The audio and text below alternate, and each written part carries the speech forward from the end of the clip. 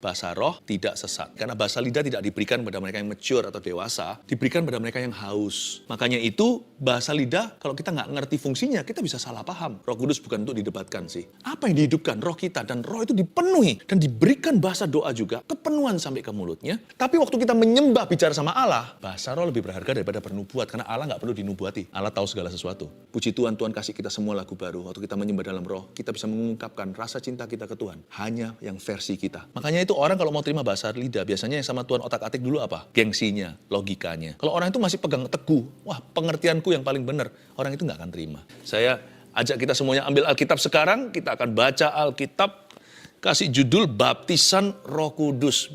Bilang sama saya, Baptisan Roh Kudus. Praise the Lord. 1 Korintus pasal 14, ayat 1-5, dan ayat 13-15. Saya baca dulu, kejarlah kasih itu, dan usahakanlah dirimu memperoleh karunia-karunia roh, terutama karunia untuk bernubuat. Siapa yang berkata-kata dengan bahasa roh tidak berkata-kata kepada manusia, tetapi kepada Allah. Sebab tidak ada seorang pun yang mengerti bahasanya. Oleh roh, ia mengucapkan hal-hal yang rahasia. Tetapi siapa yang bernubuat, ia berkata-kata kepada manusia. Ia membangun, menasihati, dan menghibur. Siapa yang berkata-kata dengan bahasa roh, ia membangun dirinya sendiri. Tetapi siapa yang bernubuat, ia membangun jemaat. Aku suka supaya kamu semua berkata-kata dengan bahasa roh. Tetapi lebih daripada itu, supaya kamu bernubuat. Sebab orang yang bernubuat lebih berharga daripada orang yang berkata-kata dengan bahasa roh. Kecuali kalau orang itu juga menafsirkannya, sehingga jemaat dapat dibangun. Ayat 13. Karena itu siapa yang berkata-kata dengan bahasa roh, ia harus berdoa supaya kepadanya diberikan juga karunia untuk menafsirkannya. Maka jika aku berdoa dengan bahasa roh, maka rohku lah yang berdoa, tetapi akal budiku tidak turut berdoa. Jadi apakah yang harus kubuat? Aku akan berdoa dengan rohku, tapi aku akan berdoa juga dengan akal budiku. Aku akan menyanyi dan memuji dengan rohku, tapi aku akan menyanyi dan memuji juga dengan akal budiku. Ini ayat-ayat yang luar biasa bagusnya, penuh pewahyuan, tapi juga banyak orang terjegal ke dalam kesalahpahaman. Saya jelaskan dulu jemaat di Korintus kepada siapa Paulus menulis surat. Adalah jemaat yang barusan menerima bahasa roh rame-rame satu gereja. Waktu Paulus ke situ terjadi pencurahan. Jadi mereka itu masih norak. Masih apa ya? Masih OKB, bukan orang kaya baru, orang karunia baru. Jadi penggunaan bahasa lidah di dalam gereja itu salah tempat. Jadi bukan yang salah adalah bahasa rohnya. Bahasa roh tidak sesat. Tetapi penggunaannya waktu itu semena-mena. Sehingga mereka memakai bahasa lidah itu untuk bicara satu dengan yang lainnya. Nggak proporsional. Bayangkan kalau pengumuman lalu pakai bahasa roh gimana. Ya, nggak ada khotbah. Di ibadah mereka itu ngalir dalam Roh Kudus. Sehingga bukan hanya penyembahan saja ada bahasa rohnya. Bahkan slotnya firman atau waktu untuk berkhotbah itu dipakai untuk mengalir aja, ngeflow dan berbahasa roh melulu. Sehingga jemaat pulang, memang berapi-api, tapi nggak dapat bahan. Supaya mengerti dulu konteksnya seperti itu. Sebelum-sebelumnya juga diajari tentang karunia, nanti tentang kasih, diajari tentang peraturan-peraturan dalam pertemuan mereka. Sekarang mari kita lihat ayat pertama. Kejarlah kasih itu, saya setuju. Karunia pun akan bekerja lewat kasih. Tapi saya nggak akan bahas tentang kasih itu sekarang. Nanti next saat teduh saya akan bahas tentang kasih ya. Tapi sekarang kita mulai dengan kalimat ini, kejarlah kasih itu. Orang yang berbahasa roh harus tambah penuh kasih. Tapi karena kekanak-kanakan rohani, karena bahasa lidah tidak diberikan pada mereka yang mature atau dewasa, diberikan pada mereka yang haus. Jadi kita bisa jadi orang Kristen yang lama, baik, berpengetahuan Alkitab, tapi nggak kepenuhan. Karena kita merasa itu nggak perlu. Sebenarnya bahasa roh sendiri itu, ya, baptisan Roh Kudus dengan tanda berbahasa lidah. Bahasa lidahnya sendiri itu adalah karunia atau tool. Itu sebenarnya adalah sebuah alat menuju ke sesuatu. Ada peruntukannya.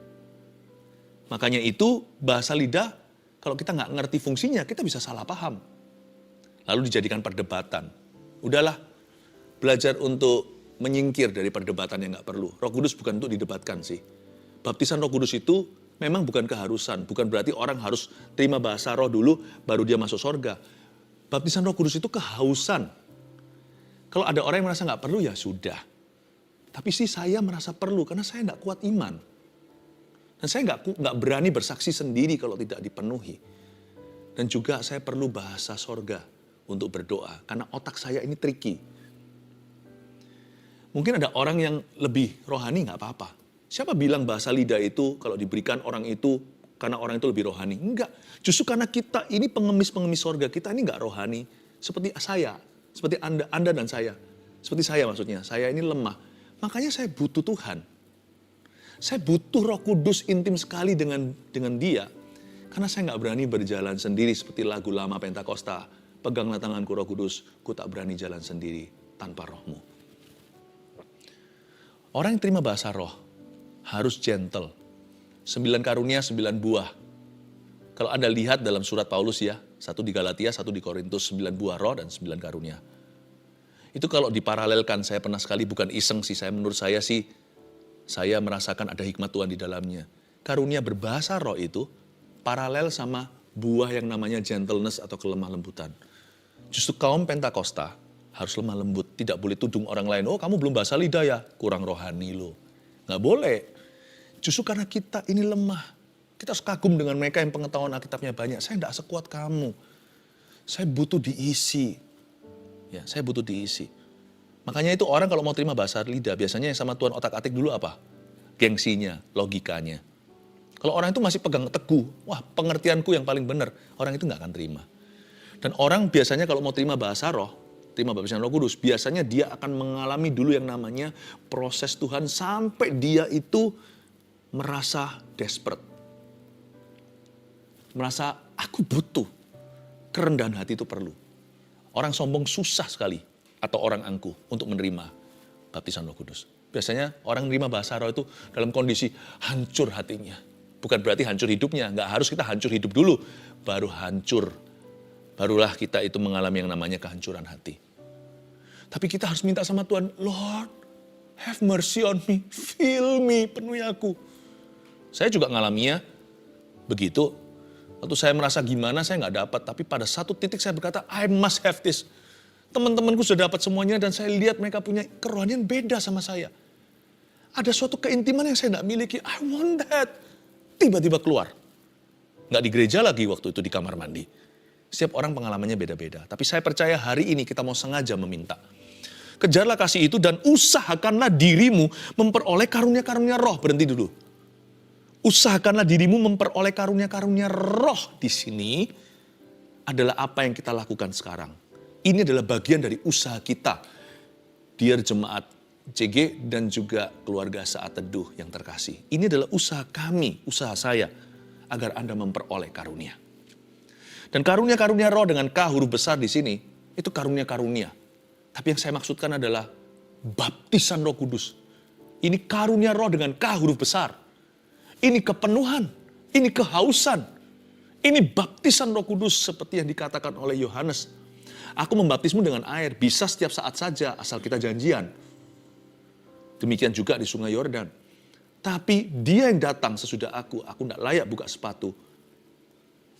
Aku tidak layak untuk buka tali sandalnya. Dia akan membaptiskanmu dalam Roh Kudus. Dan dalam api juga. Itu dia. Ini yang disebut the gift dengan G huruf besar. Baptisan Roh Kudus dengan tanda berbahasa lidah. Lalu kenapa dikatakan terutama karunia untuk bernubuat? Karena Paulus meluruskan, karena mereka semuanya sudah berbahasa lidah di Korintus. Ya, asumsi spekulasi saya begitu. Meskipun Alkitab tidak jelas-jelas menulis, tapi lewat sejarah dan tradisi bahwa Korintus itu gereja yang berkarunia sekali. Tapi mereka malas di area nubuatan. Mungkin kelihatan kanak-kanak rohani kali ya yang mau show off gitu. Karena mereka berasal dari kota metropolitan yang suka jor-joran. Mereka suka borju masalah zaman itu ya. Siapa punya apa. Jadi ketika mereka dapat bahasa lidah, pertobatan mereka itu sungguh-sungguh, tapi masih kanak-kanak sifatnya. Jadi mereka masih, aku punya ini loh, aku punya itu. Dan siapa yang dapat bahasa roh, menonjolkan diri. Karena mereka nggak pernah merasa serohani ini. Makanya Paulus berkata, kamu juga harus peroleh karunia untuk bernubuat. Belajar untuk saling membangun. Siapa yang berkata-kata dengan bahasa roh, ayat 2, nah ini fungsinya. Tidak berkata-kata kepada manusia. Jadi bahasa roh tidak dipakai di waktu pengumuman. di waktu khotbah. Tapi dipakai waktu apa? Tetapi kepada Allah. Saya ulang lagi ayat 2. Siapa yang berkata-kata dengan bahasa roh? Tidak berkata-kata kepada manusia. Tetapi kepada Allah. Sebab tidak seorang pun yang mengerti bahasanya, oleh roh ia mengucapkan hal-hal yang rahasia. Jadi siapa yang berbahasa lidah, dia itu bicara sama Allah. Makanya lucu, kok kita bisa menilai bahasa roh orang lain? Kok kita bisa bilang orang berbahasa lidah itu sesat? Loh, kita bisa aja berdalih gitu, loh, aku gak ngomong sama kamu kok. Aku ngomong sama dia kok. Tapi kan bahasanya gak dimengerti. Apakah kita bilang orang Jepang itu sesat? Karena kita gak ngerti kanji mereka. Anatawa, ya kan, watashiwa, arigatou gozaimasu, kita nggak ngerti, itu bahasa-bahasa yang kita pahami karena Jepang, karena secara global kita tahu bahasa itu. Tahu nggak, bahwa anjing aja itu punya bahasa sendiri.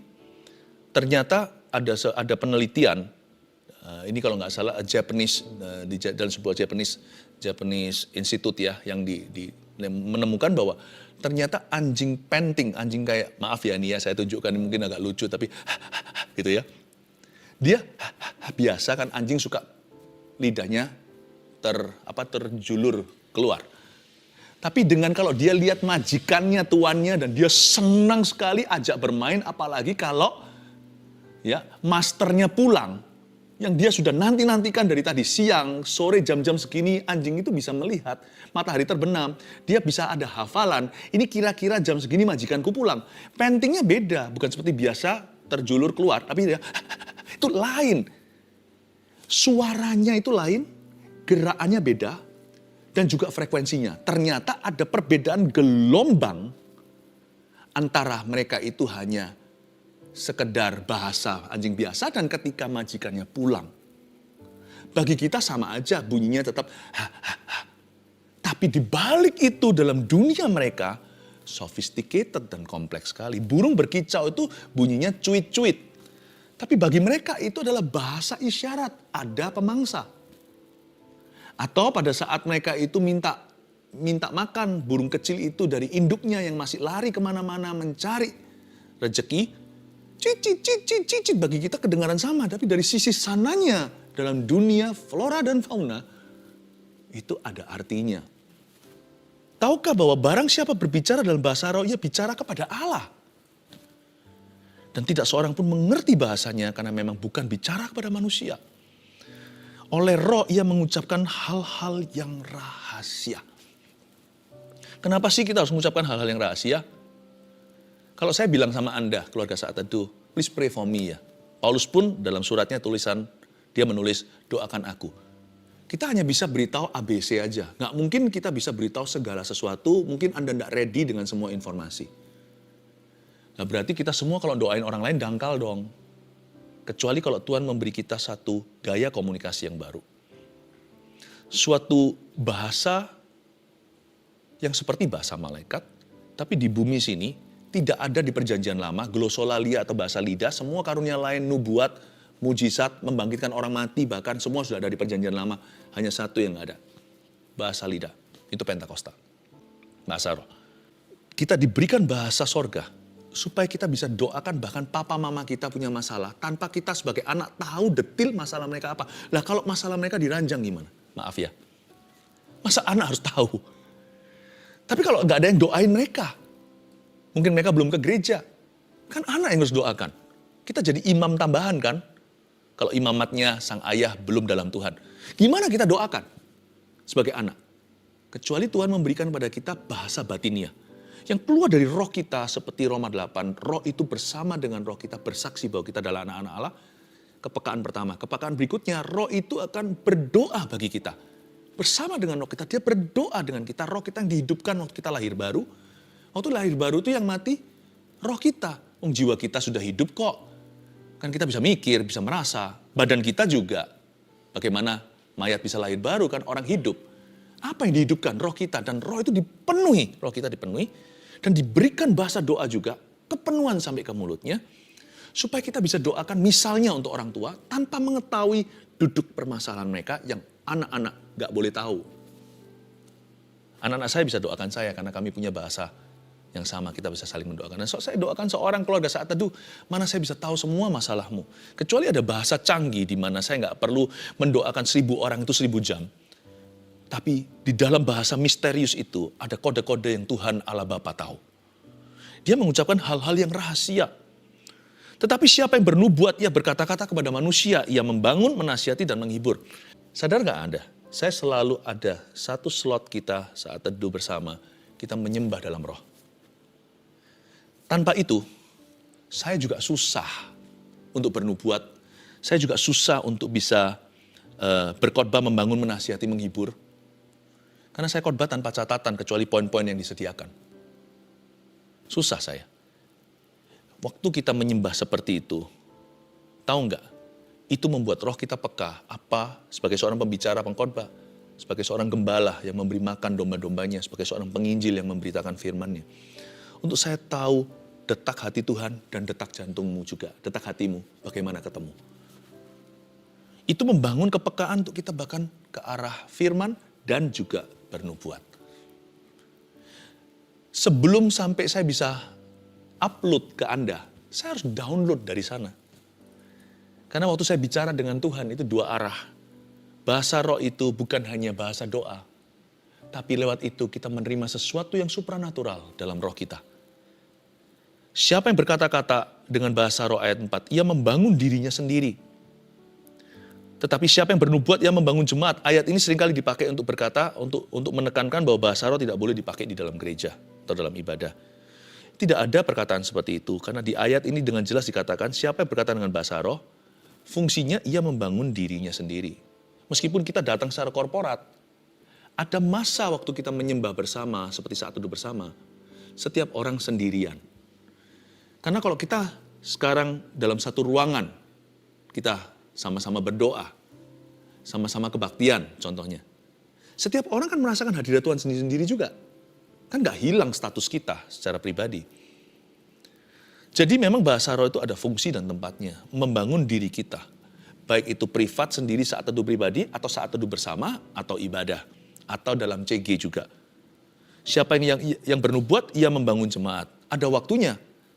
Kan kita saat teduh bersama nggak bahasa roh terus gitu. Kan nggak. Kita juga menyanyi dengan akal budi, lalu kita menyanyi dengan roh juga. Lalu setelah itu ada setengah jam firman seperti sekarang ini. Inilah waktunya saya membangun jemaat.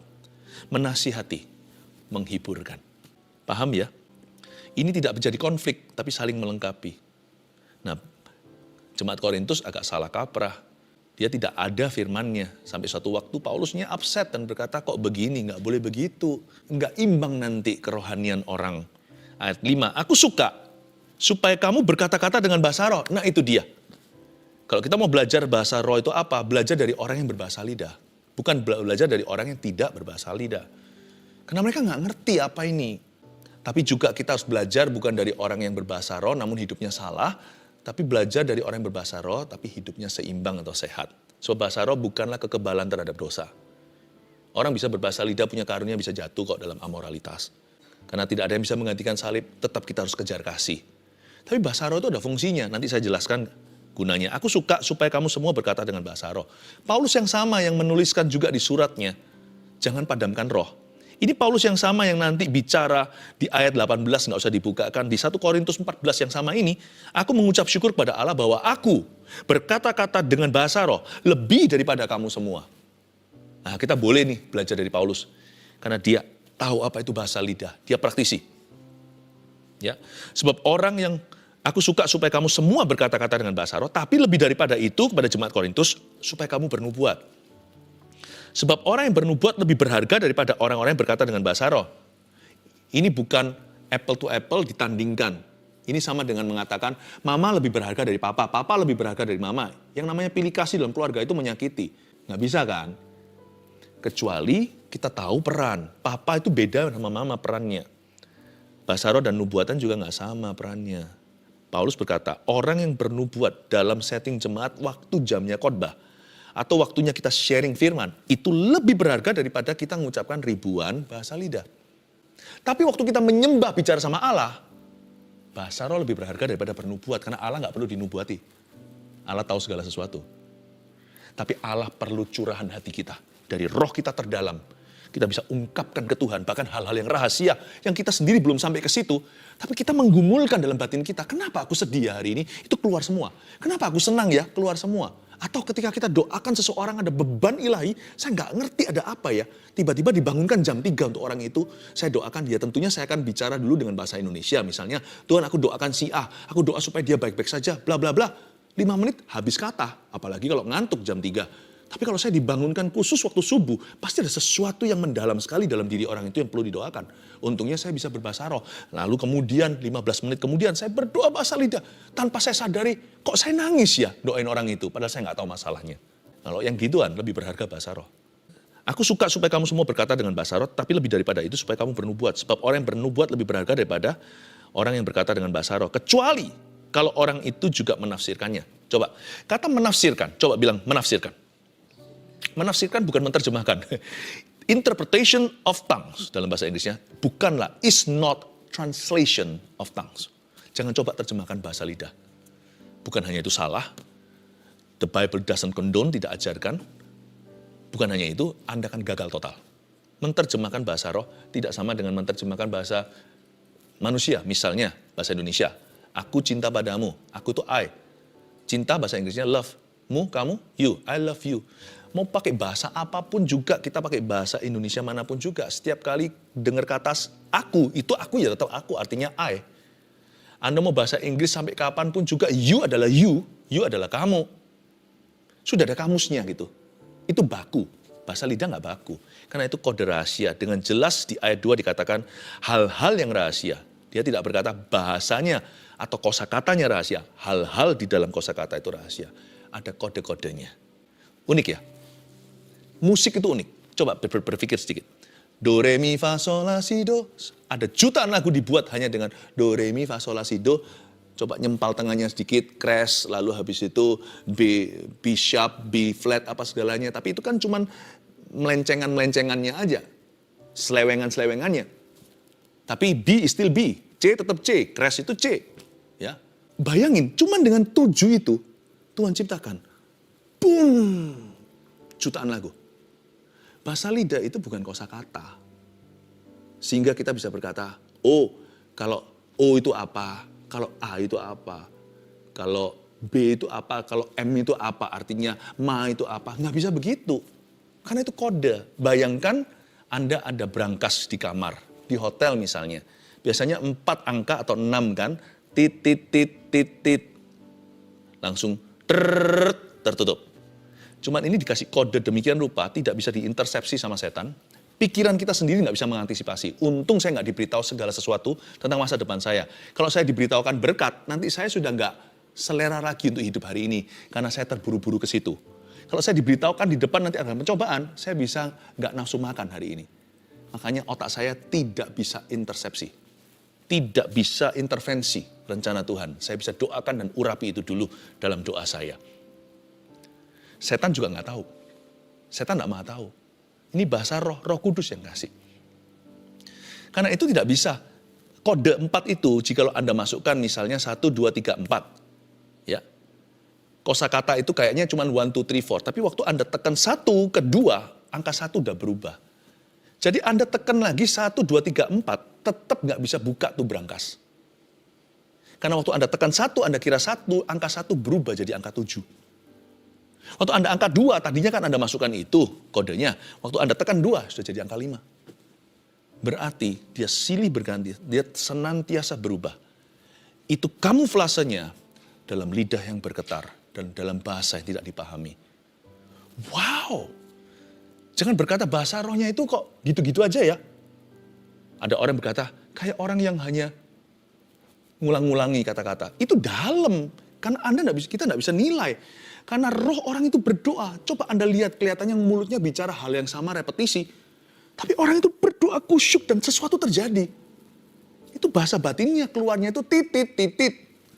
Kalau Anda lihat itu suaranya sama aja. Mau ditekan angka 9 kayak angka 3 kayak. Keluarnya juga titit, titit. Titit-tititnya itu jangan tututnya jangan dihakimi, jangan dinilai itunya. Itu hanyalah kamuflasenya. Tapi orang itu bergetar dan batinnya berdoa kepada Bapa. Jadi tidak bisa I love you sama dengan ku cinta padamu. I need you itu berarti aku butuh kamu. I dalam bahasa Inggris tidak berubah. I is I. Forever it is. Selama-lamanya I adalah I. Di bahasa roh tidak bisa begitu. Makanya jangan diterjemahkan, namun diinterpretasikan. Interpretasi itu berarti waktu orang berbahasa roh, dia download sesuatu. Dan dia akan mendapatkan kepekaan. Lalu sepanjang hari itu mengalami tuntunan. Tuntunan Tuhan sepanjang hari itulah tafsiran-tafsiran yang terjadi. Setelah saya bahasa lidah di pagi hari, saya punya kebiasaan setiap pagi.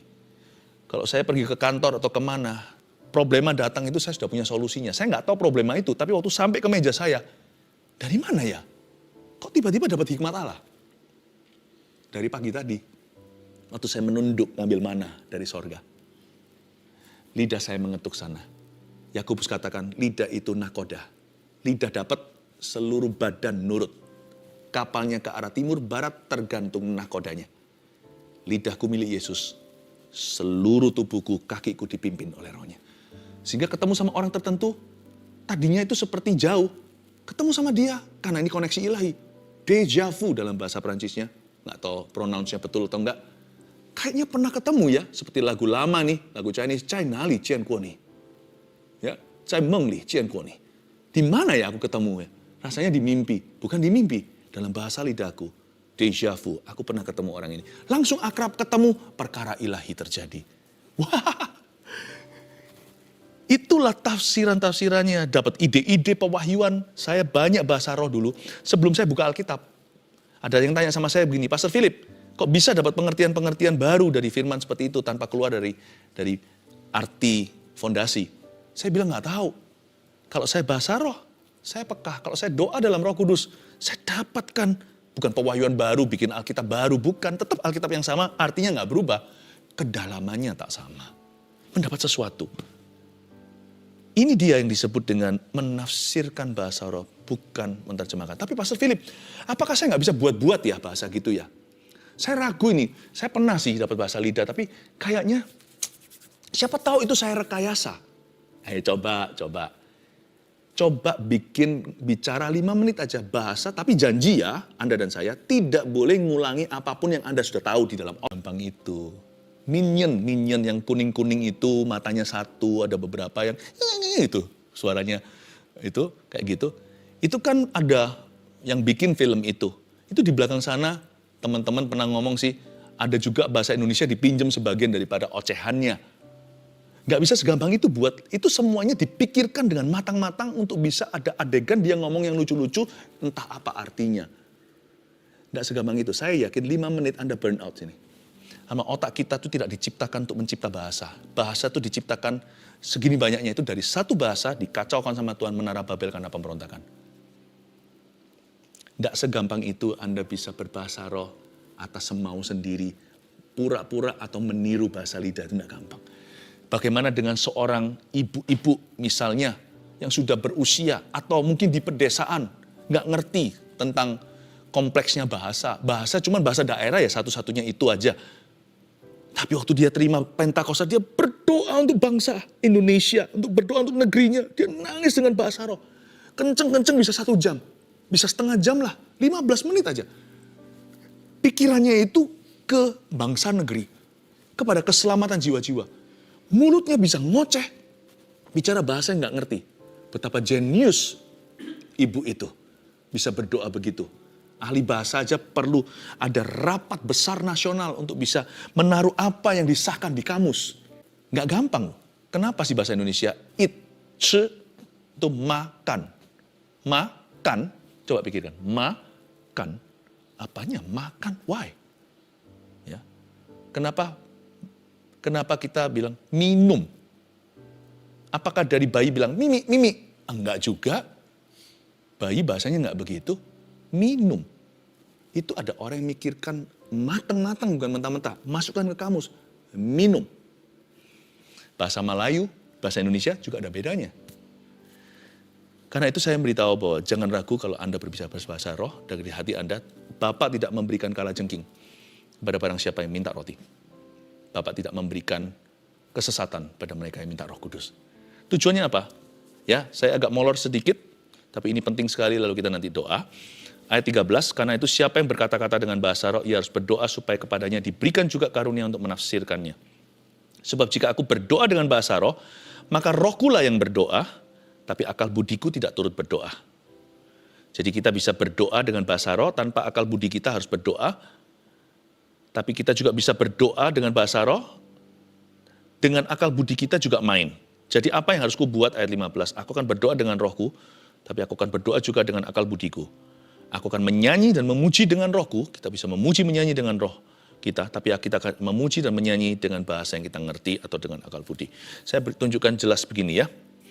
Apa yang kita sedang katakan waktu kita berbahasa roh tanpa ada pikiran apa-apa. Bukan berarti mengosongkan pikiran, enggak. Tapi kita enggak ada satu target pikiran.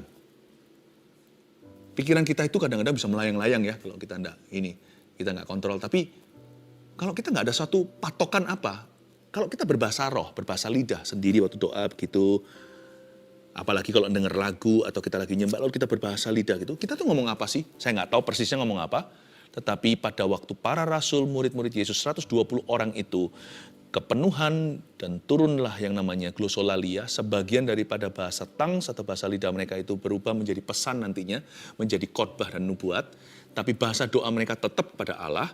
Waktu mereka sedang berbahasa lidah api di atas, Alkitab dengan jelas mencatat di Kisah Para Rasul, mereka sedang menceritakan perbuatan Allah. Poin nomor 1, waktu kita berbahasa lidah tanpa ada pikiran apa-apa, berarti kita menceritakan perbuatan Allah. Burung di udara aja, itu ada artinya mereka memuji Tuhan. Ya. Menceritakan perbuatan Allah. Jadi nggak ada bahasa lidah yang sia-sia. Saya nggak ada beban doa. Saya punya kebiasaan yang bangun dulu itu lidah saya. Tiap pagi itu saya berbahasa roh dulu sebelum saya bangun dari ranjang saya. Kadang-kadang terus terang ya, ngantuk apalagi kalau semalam itu saya tidurnya terlalu malam gitu ya. Saya tidurnya terlalu malam atau kemarin hari terlalu sibuk. Terus terang kadang-kadang pikiran saya masih tertidur. Tapi saya terus berusaha berbahasa roh selama 40 menit setiap pagi. Download dulu menyapa Roh Kudus. Waktu saya berbahasa lidah, apa sih yang saya katakan kalau otak saya sendiri belum bangun? Saya menceritakan perbuatan Allah. Mungkin di sisi sana kedengarannya. Di sisi sini kedengaran hanya bahasa lidah tanpa arti. Tapi di sisi sana, di sisi sononya, di Tuhan Yesus, atau di dinding sorga, mungkin bunyinya begini. Then sings my soul, my Savior God to thee. How great thou art, how great thou art. Maka jiwaku memuji kebesaranmu, ajaib Tuhan. Mungkin saya lagi cerita perbuatan Tuhan, makanya kalau orang itu berbahasa roh, apalagi itu memuji, sedang berdoa, kenapa ya iman kita jadi kuat ya? Gimana nggak kuat kalau kita menceritakan perbuatan Allah? Kita nggak fokus ke masalah akhirnya. Kedua, kalau kita lagi bahasa roh nih ceritanya, dengan suatu pikiran target tertentu, misalnya yang mendorong saya berbahasa lidah hari ini karena saya mau doakan Anda. Atau saya mau doakan seseorang yang saya kenal, atau sebuah pergumulan. Maka, saya sedang bicara apa ya? Bahasa lidah saya itu kira-kira seputar apa? Nomor 2, maka saya sedang mendoakan suatu beban. Roh Kudus itu tertib. Pikiran kita kemana? Roh Kudus juga akan nanti bersama dengan roh kita itu, kita akan doakan itu. Apalagi kalau pikiran kita itu adalah pikiran yang sifatnya beban, baik itu pergumulan atau mendoakan orang. Kita sedang mendoakan suatu beban, tapi kalau pikiran kita itu apa yang salah, apa yang pahit, bukan semua yang manis, benar, yang kudus, yang layak, tapi semua yang salah, yang nafsu. Nah, bahasa roh akan membuat kita merasa bersalah dan kita harus bertobat, Tuhan ampuni, ampuni. Tapi kalau pikiran kita adalah pikiran Kristus dan kita berdoa ke arah sana, Roh Kudus pun akan berdoa ke situ bersama dengan roh kita. Kita akan mendoakan suatu beban. Saya bisa berdoa untuk seseorang di depan saya. Saya berdoa, saya yakin doa saya nggak akan melenceng kemana-mana ke ujung bumi atau ke Afrika. Orang di depan kalau saya doakan dengan sungguh-sungguh dengan bahasa lidah. Saya sedang doakan dia. Bersama dengan Roh Kudus yang tahu segala sesuatu, saya taunya sedikit saja. Dalam keterbatasan saya dan ketidakterbatasannya, kami mendoakan orang itu. Roh berdoa bersama dengan kita. Ketika kita tidak tahu bagaimana harus berdoa, Roma 8. Kita berdoa dalam kelemahan kita, roh itu berdoa. Dan Bapa mengerti yang dimaksudkannya. Bahwa roh itu berdoa bersama dengan kita untuk orang-orang kudus. Mendoakan suatu beban, doakan orang tua, doakan keselamatan keluarga, doakan orang sakit, doakan bangsa negara, doakan pergumulanmu, bisnismu, doakan suatu beban. Kalau ada pikiran, dengan sebuah pemikiran kita doakan suatu beban. Terakhir, waktu kita memuji dan menyembah Tuhan dengan lagu bahasa yang kita ngerti, ya kita sedang memuji menyembah Tuhan. Tapi waktu kita menyembah dan memuji Tuhan, tanpa ada suatu pemikiran apa-apa, tapi memuji dalam roh saja atau menyembah di dalam roh, apa yang kita lakukan adalah kita sedang menyembah secara mendalam. Menyembah secara mendalam, maksudnya apa? Gini ya, gak ada satupun love song atau lagu cinta di dunia ini bisa mengungkapkan isi hati saya untuk istri saya misalnya. Karena itu semua lagu cinta dibikin sama orang lain untuk pacar mereka atau untuk pasangan mereka. Tapi saya bukan pengarang lagu. Puji Tuhan, Tuhan kasih kita semua lagu baru. Waktu kita menyembah dalam roh, kita bisa mengungkapkan rasa cinta kita ke Tuhan. Hanya yang versi kita. Dan itu yang langsung ke Tuhan itu mendalam, tidak bisa diwakili dengan lagu-lagu pujian penyembahan yang ada di pasar. Ada yang di luar sana, sebagus apapun tuh, paling hanya bisa menjamah 75% sanubarimu terwakili. Tapi waktu kita sama-sama sembayang, berdoa dalam bahasa lidah. Makanya saya senang sekali dalam ibadah, klimaks penyembahan itu justru waktu menyembah dalam roh. Sekalipun bukan 1 jam, itu sebentar saja, tapi itu cukup karena itu kualitas. Dan waktu semua orang menyembah, disitulah gereja berubah menjadi mempelai Kristus. Everybody, Jesus lover. Pecintanya Tuhan. Masing-masing itu kekasihnya Tuhan Yesus. Karena nggak lagi didikte oleh WL-nya atau pemimpin pujian. Nggak didikte lagi kita harus ngomongnya seperti apa oleh penggubah lagu. Kuncinya tetap sama supaya kita semua tertib. Ketertibannya di situ, tetapi kedalamannya dapat menyembah Tuhan secara mendalam.